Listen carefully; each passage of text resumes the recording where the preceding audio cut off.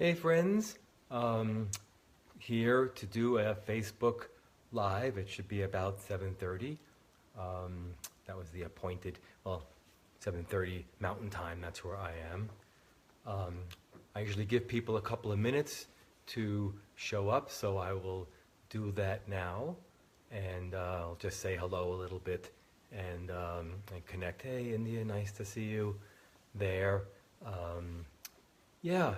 Just give people, Shoshana's here. Oh, Shoshana, I've been thinking about you. I've been meaning to check in and contact you. You may have heard some of what I'm going to say tonight because you were at the event, Hey Connie, my Baldwin event. So I'm going to repeat some of those things because I know a lot of people that weren't there and that I knew across the country and globe, and thought I would share some of my passion and love for James Baldwin and Hey Joyce, and that always connects me around with race and racism. Hey Georgiana, hey, great to see you're here. Connie's here, great. What do I want to say? Connie says, sorry I've been absent. Yeah, I've noticed that a bit. Sorry, hey Julianne. My brain has been a little bit fried these last couple of weeks, and yet I decided to go forward because I wanted to talk about James Baldwin, and I'm looking at James Baldwin's picture. I'll show it to you again in a little bit. I'll show it to you now for a moment, and you can see it there. And James Baldwin is kind of an important person for me, and I'm going to try to adjust something because my thing was, okay, better. What I wanted to say with, working with special needs kids, what I wanted to say is, many of you know, and I've said this before on my other videos, that I do many different things. Yeah, you saw the film. Yeah, I see Leslie. And I do many different things as way of what I would call my work, if you will. And that means a lot of different things, a kind of a calling and career or livelihood. One of them is I do private therapy with people. That's one of the places I make some income, and I like to do that and need to do that. I have a blessing. I have a good practice. It fills up. I schedule people 3 months at a time, and I put out my schedule, and people pretty much fill up that time. Some new people can get in if you wanted to, but that's not what I'm trying to say here. I just wanted to say that I do that as one thing, and then I teach. That's also one way I make income. And then, income is good, but I do many things that are not for income. I try to facilitate conversations on Facebook. I do events. I speak. I do Facebook Lives. I write for Psych Today and Huffington Post. Some people don't know that those are not paid venues. And various things. I take on some clients for low or pro bono. Hey, Carolyn, meaning free. So the reason why I say that is because this is one of the things I do just to offer education to whoever that I'm in contact with. Some people who can't afford to work with me or come to classes or even buy a book of mine, then I try to offer this. And what I ask in return, if you're moved by me or my work, hey Lucy, then I ask you to share the video so that I get to reach more people through your click.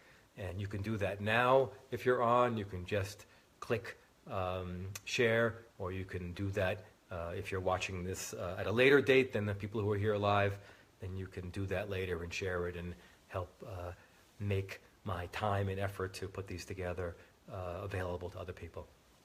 Okay, hey Leora. So I'm just sitting here and feeling myself before I started tonight. Let me take a little drink of water. Sometimes before I do things, I do what I call an inner work. People do different things. Hey, Lucy says, bless you for all that, thanks. Everyone does different things. Some people meditate, some people take naps, some people freak out, some people walk in the woods. I do different things to connect with myself. And I usually don't talk about that much, but I'm learning being transparent is not just good for me, but good for people, hey Mary, who just want to know, like, how does somebody else prepare themselves. So I usually get a lot of notes together because I'm an A student type, so I spend a lot of time, what do you call that, overachieving, I guess, and then I spend some time going inside. And today what I did is I just walked around, hey Sarah, a room, and I followed my body to see what my body would do if I wasn't controlling it. And it started rocking back and forth. I'm doing a little bit of that now. It started rocking back and forth, and I started feeling like I was going to go tip forward, like I was going to go off, like flying. And I thought, whoa, flying, I don't feel like that much today. And I imagined myself falling forward, and my body goes, and then I imagined myself falling off a cliff for some reason. I'm like, that's weird. Maybe I'm going to fly. Oh, cool, that's like a flying dream. But it wasn't. I went off a cliff and landed to the ground and splat. And I've done some splatting lately, so I understand that. But I also started thinking about dying, and a part of me that is ready to die a little bit. So I've been thinking about that, what that means for me. Not literally, physically dying, etc., but sometimes it's time to let go of a part of oneself. And I've been working on that a little bit, letting go of parts of myself. And that usually means being more in contact with, concerned with what I call spirit. Somebody else may call that Jesus or earth or Gaia or goddess or some other energy, their heart. But lately I've been thinking much more about this word spirit. That's the word that works for me, paying more attention to what spirit wants from me, so to speak. And you could have your own translation. And right now I'm looking at a picture of James Baldwin, and I'm asking him what to do. Now I have some notes and I'll probably follow those, but I'm asking him what to do. And I look at his eyes, they really move me. Okay. Speaking of James Baldwin's eyes, let me say that in my intro of my book, I'm going to read. I have a few little readings tonight because I wanted to make sure I spoke for James Baldwin's words. But this comes from my new book, Revisioning Activism. And it's in the introduction, it's in the acknowledgments, because I wanted to thank James Baldwin. Hey, Lauren and Lucy. I wanted to thank James Baldwin for how much he's affected me. James Baldwin's picture, that one I showed you a bit ago, has been sitting on my desk for more than 2 decades. He's really been important to me. And so he stares at me and we talk together, as it were, his spirit. And in my acknowledgments, I said, James Baldwin's eyes seared through America's facade while still loving her. I committed to keeping track of America's blind innocence since reading the letter he wrote to his nephew. Then it was 25 years ago. Now I'm not sure how long it is, 40 years ago. Baldwin's father teased young James about his bulging eyes, leading James to lie with coins on his eyes, hoping they would recede. Thank God those eyes accepted their calling, which was to see America, among other things, and not his father's jealousy, which would have them closed. Take a look again at the picture. Hey, Ola. Take a look at the picture. Sorry about the glare and stuff. That's not only best. But look at those eyes. They're kind of bulging. If you can see, I'm calling them bulging. That's maybe not the best description, but you'll see what I mean. They're roundness. They're out. You can't help but see them. Imagine what a jealous father would see when they looked at those eyes.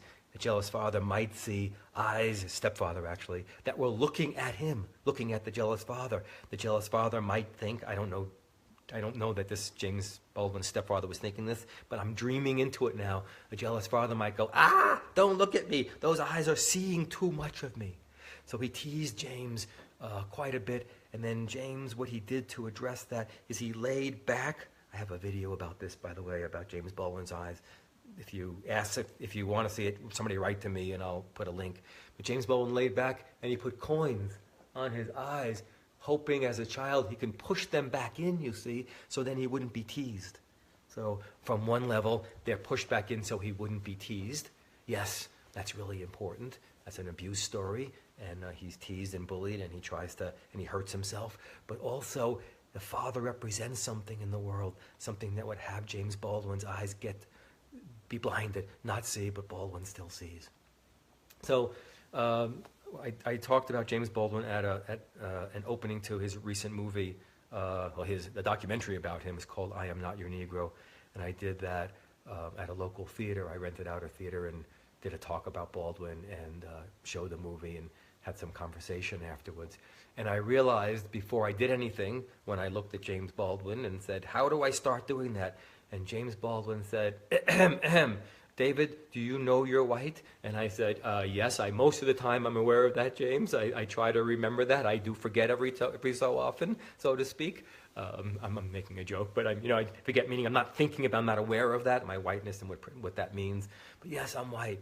And James said, you better say something about that, you see, because you're going to talk about James Baldwin, and you're going to talk about race and racism.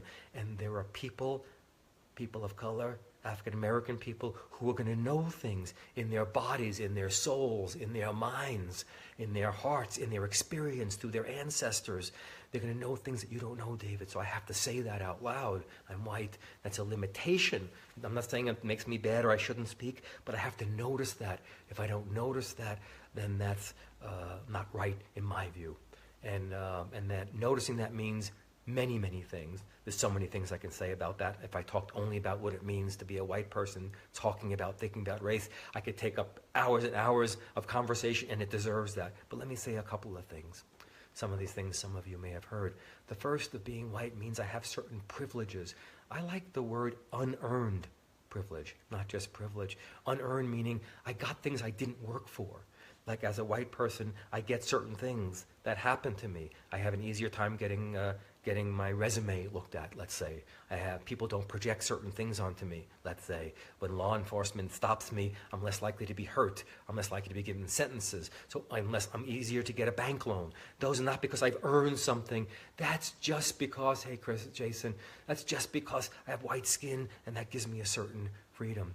So I told the story the other day, I think I did on Facebook once, that when I was I'm 61, when I was in my second year of college, I did a lot of illicit substances, let's say that. Some of them you could smoke.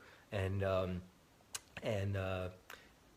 I was with a bunch of friends, and we were in a car, and we were smoking together, and a police siren are going off, and I'm going, uh-oh, and our car is full of smoke. It stinks. The cop pulls us over, and he says, opens the window. It's like, I felt like a billow of smoke, hey, Paige, is going to come out of the window.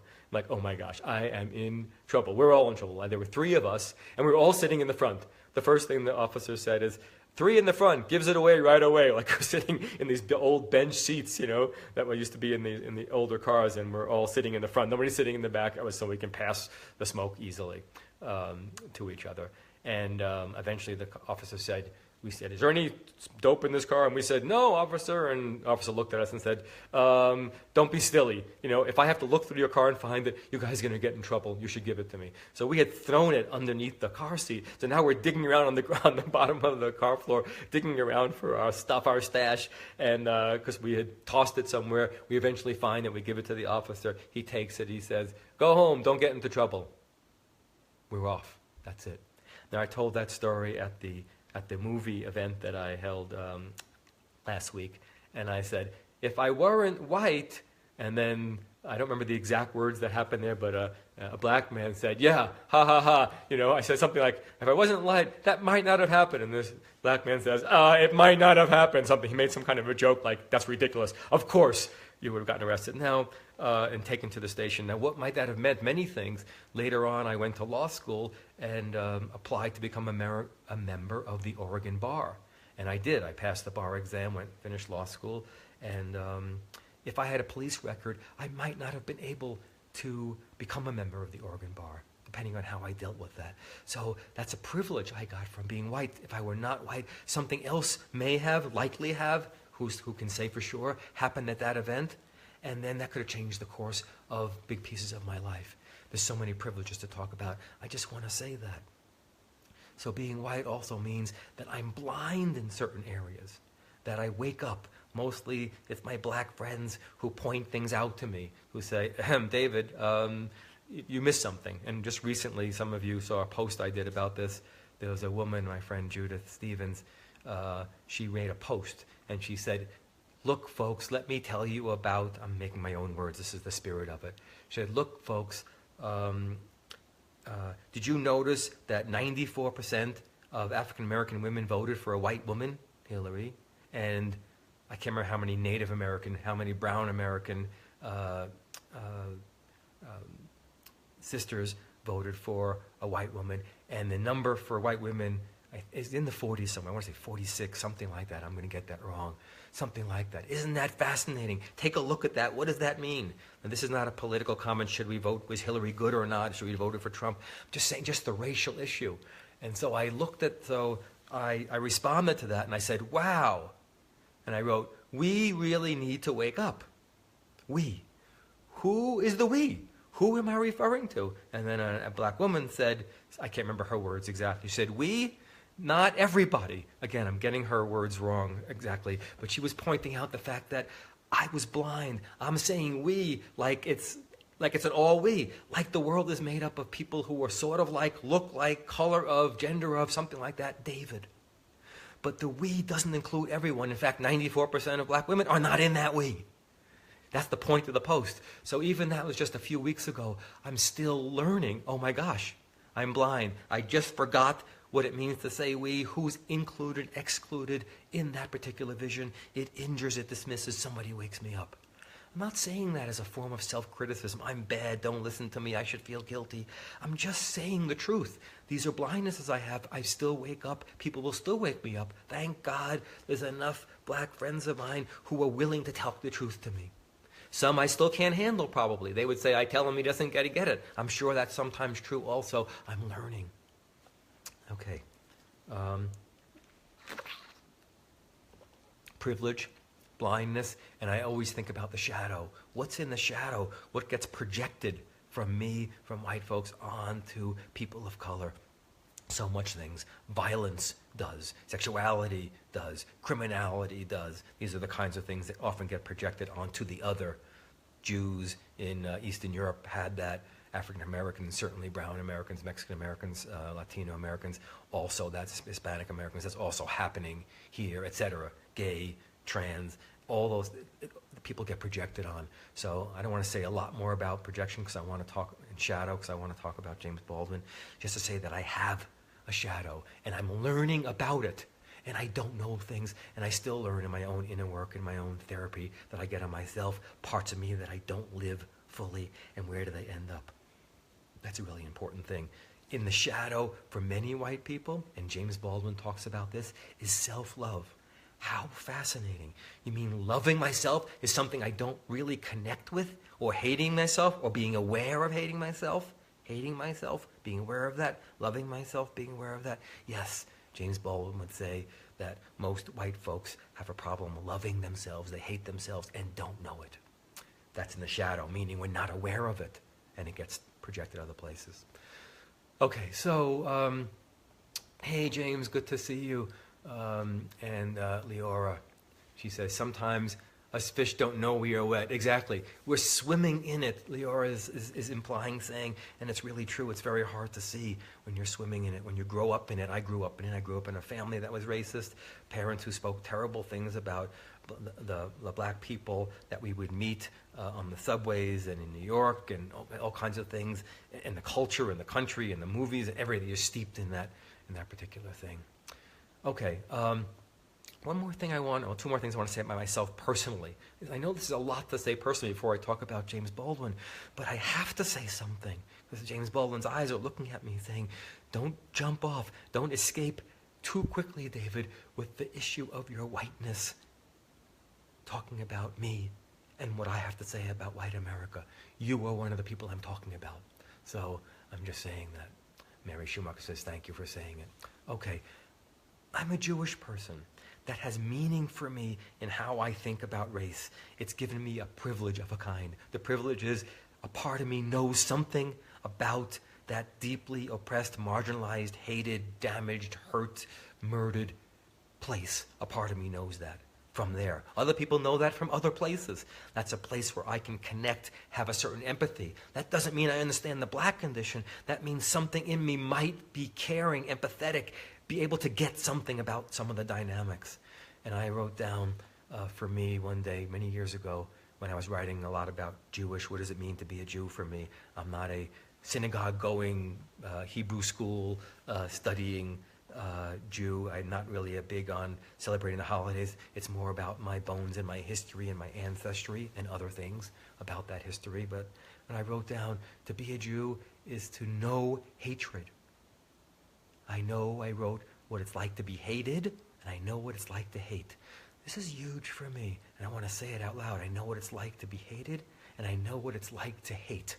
Both of those. I'm not saying I know what it's like to hate like I shouldn't. I'm saying I get it.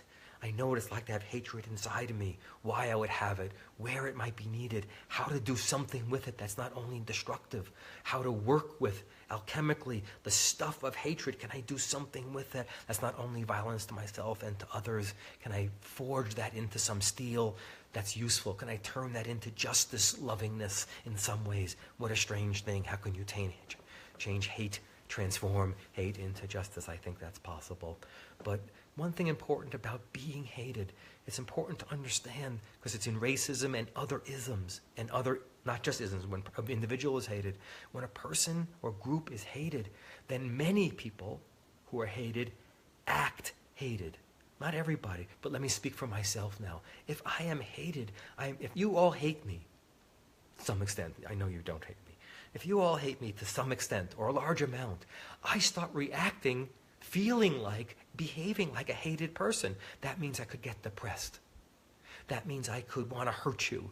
That means I could have physical illnesses and symptoms. That means I might be afraid to speak. That might mean I just want to smash things. That might mean I get violent sometimes.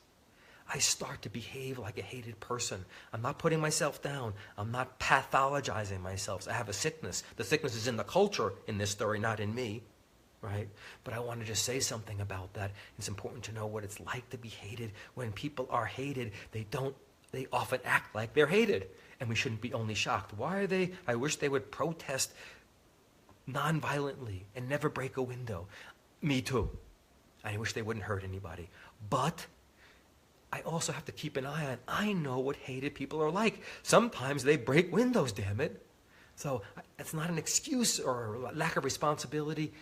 Just looking clearly. Okay.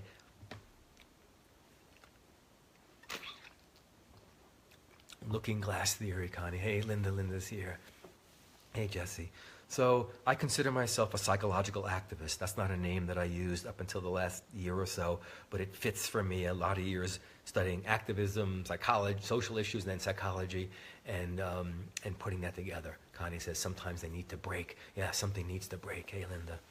So I call myself a psychological activist. That means for me, I'm an ally, I wrote once, of the unheard or marginalized voice inside a person and in the culture. When I do individual therapy, I look for the unheard voices inside that person, unheard pain, the unheard power, the unheard violence, the unheard tenderness, the unsupportedness in that person. And when it's in a culture, I listen to the unheard meaning not sufficiently spoken to, listen to voices in the culture, and that ends up being the most marginalized voices, right? People of color and gay folks and disabled folks and homeless folks and children folks and peoples of color, etc.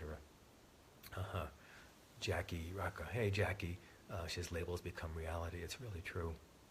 Okay, James Baldwin. So I talked about his eyes. You got to look one more time at those eyes, because those eyes can see. And I want to say something about what James Baldwin could see in America.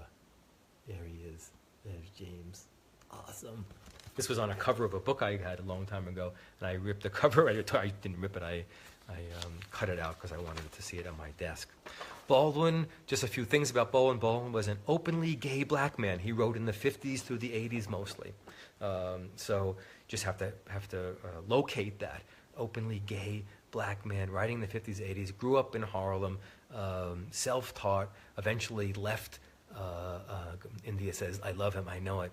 He basically left America, but in his youth, I want to tell that one story about his eyes. I want you to know that story about his youth, and his father was rather violent, but he was very smart in school. Yeah, Lucy says piercing eyes, and teachers started noticing him. He had one teacher, County Cullen, a great African-American poet, and she wrote.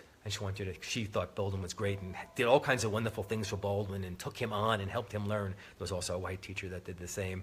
And County Cullen, African-American poet, says, "Yet do I marvel at this curious thing." She's talking about God now.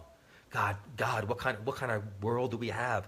And she says, "Yet even know all the pain, yet I marvel at this curious thing, to make a poet black and bid him sing. So I'm thinking about her and what she said about a black poet bidding that person. And this curious thing, why would you take that? Why would you make him black? In this world, how difficult that might be to sing. Maya Angelou would say, sing as a caged bird. Why did the caged bird sing? And bid him sing. That's the sort of vision that helped nurture the best of James Baldwin. James, he was about 10 years old. He was very well read. He loved the libraries.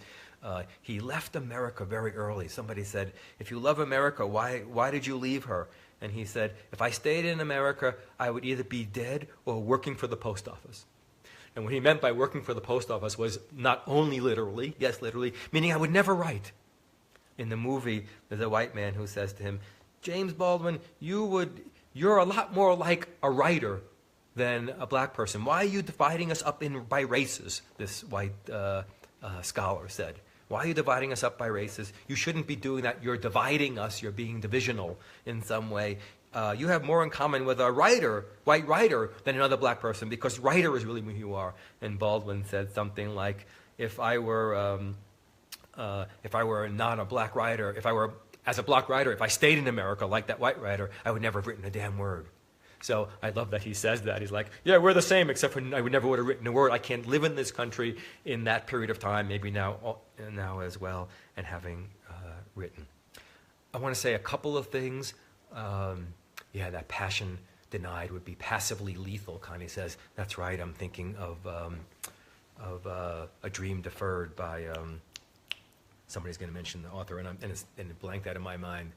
I did work for the post office for a bit. This is funny. Okay. Baldwin was openly gay. I want to say a few things before I go into his comments about race, about him being gay, because it's an important aspect of him, even though the film that is on him is not about that. But Baldwin was incredible. I want to read just a few statements he wrote about that. One time he said, somebody asked him about being gay, and he said, loving and being loved by anybody, is a tremendous danger, a tremendous responsibility. Someone says, what is it like to be gay? Isn't that a weird thing? What is you're different? What all that? And he said, loving, he thought being gay for him is all about loving. This is who I love. Loving and being loved by anybody is a tremendous danger, he says. Doesn't matter who it is, just happens to be that I love people of the same sex. I love men. And then another interview, Baldwin said, I think Americans, they were saying, tell me more about homophobia and being gay. What do you think about homophobia in America? And Baldwin said, I think Americans are terrified to feel anything. He's not just staying on the homosexuality issue. He's saying, it's a more general problem, folks. People are either in danger, really loving, or they're just terrified to feel anything, to feel some kind of deep love. Oh my gosh. He said, homophobia is an extreme form of that American terror, just to feel. Anyway, he said, if Americans can mature on the question of race, if they can grow up and develop and get it, they can mature on the level of sexuality too. He thought they were all intertwined also. Last piece about being gay, a television interviewer once asked Baldwin to describe the challenges he faced starting his career as a, quote, black, impoverished homosexual, the interviewer called him. Said, how difficult was it to do that? And Baldwin laughed and he said, I thought I'd hit the jackpot. Black and gay, I hit the jackpot. Now you can take that how you want. A jackpot meaning, oh my gosh, the world's going to be one damn effing difficult place. The jackpot meaning, if I get through this, I'm going to be an enlightened American being. I'm saying those are my words. Okay. Baldwin was an individualist. What I mean by that is Dr. Martin Luther King Jr. said, James, you write so beautifully and intelligently and deeply and about race, and people are wanting to interview you, and you're becoming known for the essays you're writing. Could you please join the movement? And Baldwin said no. And Malcolm X said, James, please join us. We need you. Join the Black Muslim movement and help us bring civil rights to America and waking up people. James Baldwin said no. And many people in the gay movement asked him also, time after time. Baldwin said no. And then people said, I don't get it. You're this black gay man. You're talking about being gay. You're writing novels, Giovanni's Room, about being gay. You're writing books about race all the time. They're in your stories. They're in your novels. They're in your plays. They're in your essays, which people are wanting to read about. How come you don't want to join the movement? And Baldwin said, I'm a writer. I want to tell my individual story truthfully, as authentically as I can. How can I possibly do that? As a black man growing up in Harlem in the 40s, 50s, 60s and writing without talking about race. How can I not talk about being gay? I have to understand those things. This will be like telling my story and not telling those details would be crazy. It's not that he wasn't involved in issues of race, more of that than about homosexuality. He was very involved and became a witness for all those things that were going on in the country. And it was dedicated to being that witness. He even left the country so that he could be Jesse Weiss's authentic voice work records. Yeah, and he became a witness to the things that were going on in the country, but he didn't want to identify with a movement. I don't think that's good or bad. I just wanted to give you a feeling for the spirit of that person that says, I have to do that, and this is the reason my soul calls me to do that. Okay. Yeah, we each have an individual story. Yeah, Leora says we all fight where we stand. Beautifully said, Leora. Okay, I want to say something about Baldwin's vision. And the book that moved me the most, and I don't know if I've read everything Baldwin wrote. I think I read a ton of it. Plus, oh, I see, Jesse says, my record label is all original material. Oh, cool, cool. People look for Jesse White's record label on the comments and you'll find that. I can't see it again, Jesse. That's why I'm not giving the name. I've also read lots of books of people about Baldwin, etc. But Baldwin wrote at one point a book called The Fire Next Time. At the beginning of the book, there's a bit of poetry. It says, God gave Noah the water sign. God gave Noah the flood. God gave Noah the water sign. No more water, the fire next time. Next time we're not going to drown. We're going to burn. It's going to be Watts, right? It's going to be Oakland. It's going to be somewhere. It's going to be burned. It's not going to be water next time. God's going to send fire. Fascinating point. So the fire next time. And the opening of that, those two main essays, Hey Jude, is something that Baldwin called a letter to his nephew. It's written to his 14-year-old, Lucy just read that, great. It's written to his 14-year-old nephew, young, black youth, 14, what do we say? He's a youth, and growing up in Harlem, and he's talking to him about America. And there's three things about Baldwin that move me the most. Other people would have different visions, remember, and if you're African-American or person of color, you would definitely see different visions, but these are three that keep coming to me. Michael Turks' great book, also A Hymn in Black Churches. Cool. The first thing I want to say something about is Baldwin's clarity. He was fierce in how he looked at racism in America, meaning unbending, unswerving. He wasn't like, I want to kill you people, I hate you people. That's fine too. I think being hated generates that. But Baldwin had a fierce clarity, and I want to read you just one small paragraph of what Baldwin said to this 14-year-old nephew. Remember, he's talking to his 14-year-old nephew. This is how he talks to him. And he says to his nephew, I am writing this letter to you to try to tell you something about how to handle them. He's talking about white people. For most of them do not yet really know that you exist. Listen to the clarity and the sharpness. I know the conditions under which you were born, for I was there. Your countrymen were not there and haven't made it yet. Your countrymen, your white countrymen, they haven't even made it to America yet. They're here physically. They're not here, you see, he's saying to his 14-year-old nephew.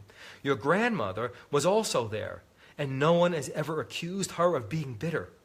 I suggest that the innocent, the white people, check with her. She isn't hard to find. Your countrymen don't know that she exists either, though she has been working for them all their lives. Whew. So powerful.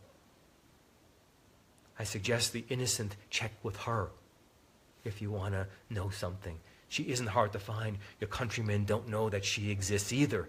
They don't know you exist, that you're this black youth in Harlem and what you're going through, what your real life is about, other than the projections we have on you and the black problem, not just like what you're really going through, what your real life is about. She's been working there for all their lives. People are blind. So he's telling his nephew in no uncertain terms, and if you read the letter, you'll see more of that.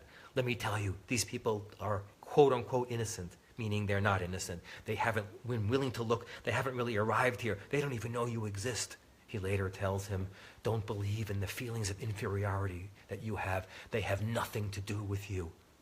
They were given to you. Don't trust those. Kind of says Baldwin spiritually left and spoke from the Creator. Isn't that amazing? Okay. The second thing I want to say about Baldwin's vision is he had an incredible love. You see it in those eyes. They bulged. They can see clearly and fiercely, and he's not mincing words. Let me tell you about what's going on, dear nephew. But he also had a love in his vision of America, and he wanted to also give that. You can see that also in what he says to his nephew. Here's what he says to his nephew. He says, the really terrible thing, old buddy, he calls his 14-year-old nephew, the really terrible thing, old buddy, is that you must accept them. Check this out. He's talking to this 14-year-old. Accept them, meaning white people. And I mean that very seriously. You must accept them and accept them with love. For these innocent people have no other hope. These men, he was a little bit gendered, so he didn't use men and women. These men are your brothers, your long-lost brothers. We cannot be free until they are free. Now, I'm not suggesting black people or anybody should accept white people. I'm not saying that. I'm just giving you Baldwin's words. You can agree with that or not. I don't always agree with that. I hear other positions that are important to me. But catch the heart of this man who's saying these white people don't even know you exist, and also say, these men are your brothers, your lost younger brothers. He's saying a 14-year-old kid, you're their older brother. You're their hope. They don't know how to love each other, he would say later. You know. Please teach them where our country is lost if you can't do that. That's the love that was in Baldwin's eyes and capacity. An amazing vision. Okay. I'm scratching my eye because it's itching, and then I'm thinking, oh, people will think I'm crying, and then I think, well, maybe I was a little bit. I guess I want to. Yeah, when he said they still don't know your grandmother exists, breaks my heart. Because that was such a long time ago. What is that, 60 years ago? And it's still true. That's heartbreaking. People, how do I speak? I can't speak for all white people. Many white people I can speak. Many people don't know that that person exists as an individual person in their own right. What they do, how they live, what they feel, what color shoes they wear, how they scratch their eyes. The humanness of is still largely hidden. India says left eye. Thank you. So Baldwin had an accusation. I mean that in the best sense. Here's what he was accusing America of white America especially, but he spoke to America in general. And he says to his nephew, this is the accusation. And why it's important to me, because I think it's important for me as a white person to stand accused and do something about it. So he says to his nephew, I know what the world has done to my brother. He saw his brother get badly hurt and wounded. I can't remember the story at the moment because of racism. I know what the world has done to my brother and how narrowly he survived it. And I know, which is much worse, and this is the crime which I accuse my country and my countrymen, and for which neither I, nor time, nor history will ever forgive them. This is what I accuse my countrymen of, which neither I, nor time, nor history will ever forgive them, that they destroyed and are destroying hundreds of thousands of lives and do not know it and do not want to know it. This is not just about the destroying of lives. That's serious. But they don't know it, and they don't want to know it. Last statement, it is not permissible that the authors of devastation should also be innocent. It is not permissible that the authors of devastation, he's talking to white America now, should also be innocent. He means innocent meaning I should not be aware of what I'm doing. It is the innocence which constitutes the crime. The innocence which constitutes the crime. That's an amazing statement to me. How do we then, I talk to my white sisters and brothers, or those who are not gender identified, how do we get out of that innocence? Hi, I'm fine. I don't mean anything. I'm a good person. I'm a good white person. You may be. I think of myself in that way also. But relative to this problem, you see, the innocence is the crime itself. Baldwin holds us to the fire about. That's really important to me. That's the thing. I wrote after reading that recently. I read that letter, I don't know how many hundreds of times for various reasons. I used to read that letter. This is almost, I don't want to, forbidden for me to say. I read that letter as a young man over and over and over, and not only thinking about it, about race, I read it as if James Baldwin was writing to me, saying, David, people didn't always love you. They hated you. They don't really see you. Now, he was talking to Black America, but something in me was like, I need to hear his message. He fed me something my parents couldn't get, that people around me couldn't get also.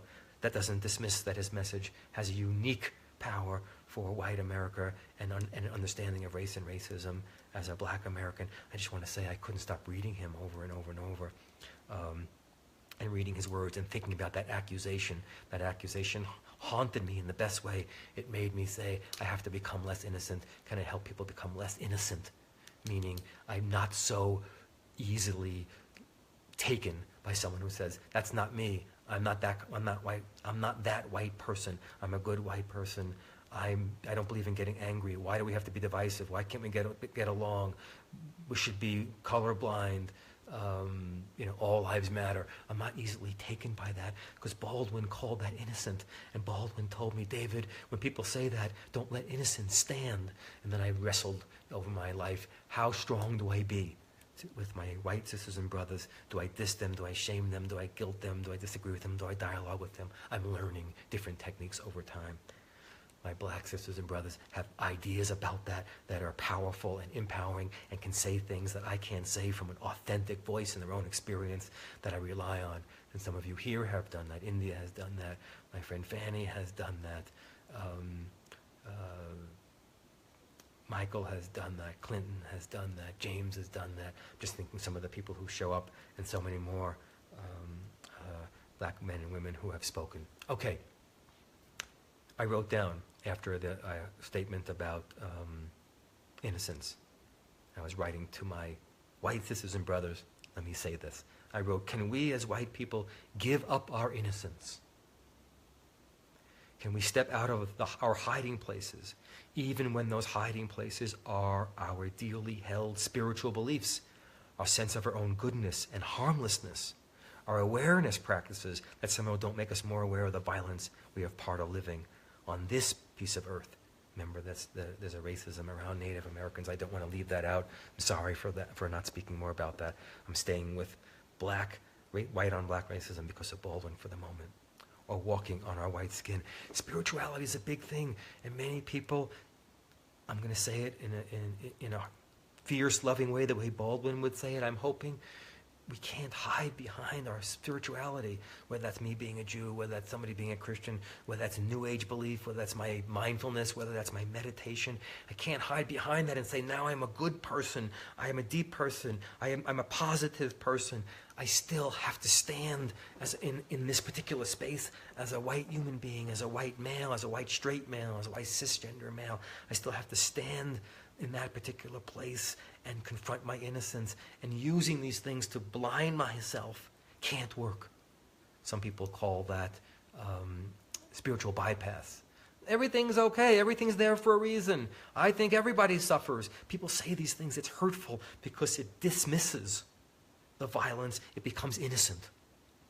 So it doesn't say, well, I'm a perpetrator to another person's victimization. That has to be looked at in my view. It's not about guilt now. I'm not saying guilt in the sense of I should feel bad about myself. It's about genuinely feeling into those things. And what we get out of that, dear white friends, is our spiritual development can skyrocket. I've learned more by the mirror of African American eyes challenging me than I've learned in 30 years of sitting on a cushion meditating. Because that mirror is a fearsome mirror. It's going to go much faster. If I can handle it, I can wake up a little bit more. I still have a long way to go. It's still my deepest spiritual practice, looking at race and racism in myself. Can we step not away from our fear? I want to be fearless. I'm not fear. I have no fear. I'm overcoming my fear.